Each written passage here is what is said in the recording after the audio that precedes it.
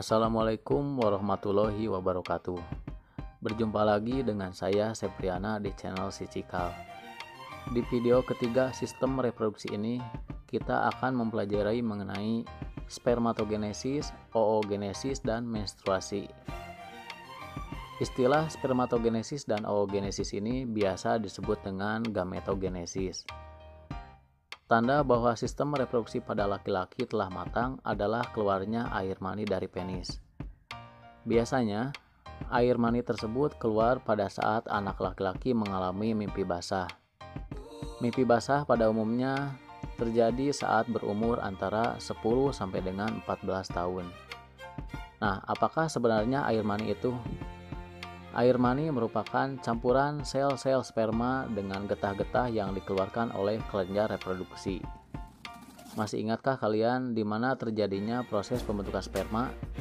Proses pembentukan sperma terjadi di dalam testis. Tahukah kalian bagaimana proses pembentukan sperma yang terjadi di dalam testis? Nah, agar kalian dapat memahaminya, simaklah penjelasan berikut ini beserta gambar dan video proses spermatogenesis dengan seksama. Proses pembentukan sperma disebut dengan spermatogenesis. Pembentukan sel sperma terjadi di dalam tubulus seminiferus. Kata tubulus berasal dari kata tubula yang artinya saluran, sedangkan kata seminiferus berasal dari semen yang artinya sperma. Jadi tubulus seminiferus adalah saluran panjang yang berkelok-kelok tempat pembentukan sperma. Kumpulan tubulus inilah sebenarnya struktur yang membentuk testis. Proses pembentukan sperma pada saluran tersebut terjadi secara bertahap. Diawali dari sel induk sperma atau spermatogonium yang bersifat diploid atau 2N. Selanjutnya, sel spermatogonium mengalami pembelahan secara mitosis maupun meiosis dan mengalami diferensiasi atau perkembangan sehingga terbentuk sel sperma atau spermatozoa yang memiliki ekor.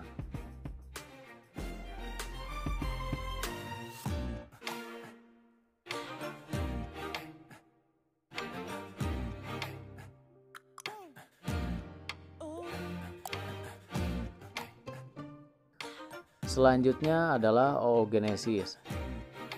Tahukah kalian apa itu oogenesis? Oogenesis merupakan proses pembentukan sel kelamin perempuan, yaitu sel telur atau ovum, dan terjadi di dalam organ yang disebut dengan ovarium.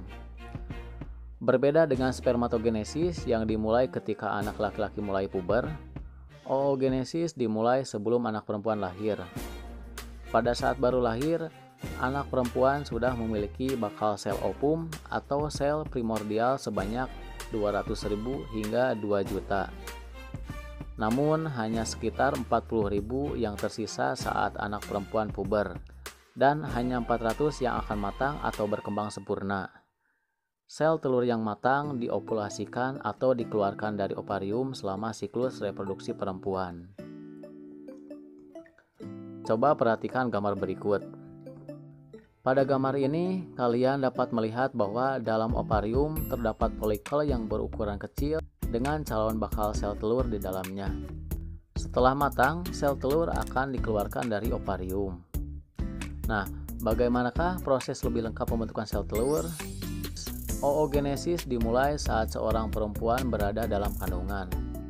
Sel primordial akan membelah secara mitosis, membentuk oogonium atau sel induk telur yang bersifat diploid atau 2N. Selanjutnya akan terjadi pembelahan secara bertahap, baik pembelahan mitosis maupun meiosis. Pada peristiwa oogenesis, dari satu sel induk telur atau oogonium akan dihasilkan satu sel telur yang bersifat haploid atau N dan 3 badan polar atau polosit. Namun yang dapat berfungsi hanya satu sel telur. Agar kalian dapat dengan mudah memahami proses oogenesis, perhatikan video berikut.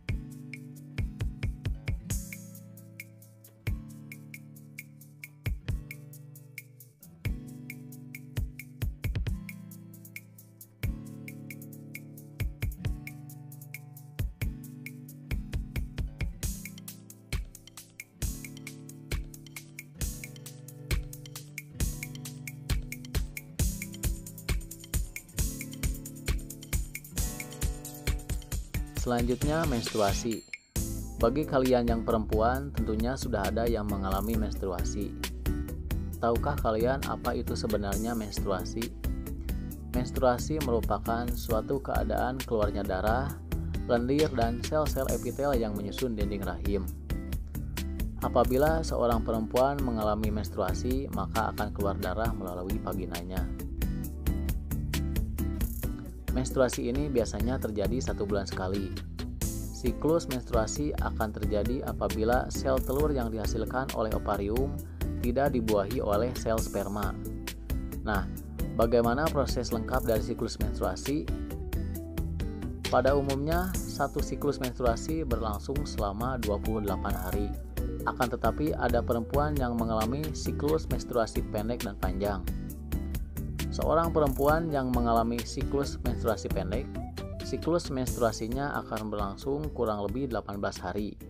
Seorang perempuan yang mengalami siklus menstruasi panjang, siklus menstruasinya akan berlangsung selama kurang lebih 40 hari. Nah, coba perhatikan gambar berikut mengenai siklus yang dialami dinding rahim. Siklus menstruasi dapat dibagi menjadi beberapa fase. Fase pertama adalah fase menstruasi. Pada fase ini, hormon FSH atau follicle stimulating hormone memicu berkembangnya folikel dalam ovarium. Hormon FSH adalah hormon yang dihasilkan oleh kelenjar hipofisis. Kelenjar tersebut terletak di otak bagian depan. Pada fase ini, dinding rahim luruh dan seorang perempuan mengalami menstruasi. Pada proses perkembangan folikel, ada beberapa folikel yang berkembang. Namun hanya satu folikel yang dapat terus berkembang tiap bulannya. Pada awal perkembangannya, folikel menghasilkan hormon estrogen dan hormon progesteron. Hormon estrogen dan progesteron ini akan memicu dinding rahim untuk menebal. Nah, pada saat inilah dinding rahim sedang mengalami fase proliferasi. Tujuan dari menebalnya dinding rahim adalah untuk mempersiapkan tempat melekatnya embrio apabila sel telur dibuahi oleh sperma. Fungsi lain dari hormon estrogen adalah memicu kembali kelenjar pituitari untuk menghasilkan hormon FSH dan LH atau luteinizing hormone. Hormon LH terus diproduksi dan meningkat secara mendadak. Peningkatan hormon LH ini akan memicu pengeluaran sel telur dari folikel yang telah matang. Nah, proses ini disebut dengan ovulasi. Fase ketiga adalah fase sekretori. Folikel yang telah melepaskan sel telur akan berubah menjadi korpus luteum. Sel telur yang telah diovulasikan akan ditangkap oleh fimbriae dan akan bergerak menuju tuba Fallopi. Jika pada saat itu sel telur tidak dibuahi oleh sperma atau tidak terjadinya fertilisasi, maka akan dikirimkan sinyal tertentu pada korpus luteum untuk tidak memproduksi hormon estrogen dan progesteron lagi. Dengan demikian, pada fase ini jumlah hormon estrogen dan progesteron pada perempuan rendah. Rendahnya hormon estrogen dan progesteron menyebabkan jaringan penyusun dinding rahim rusak dan pembuluh darah yang ada pada dinding rahim pecah, sehingga perempuan akan mengalami menstruasi.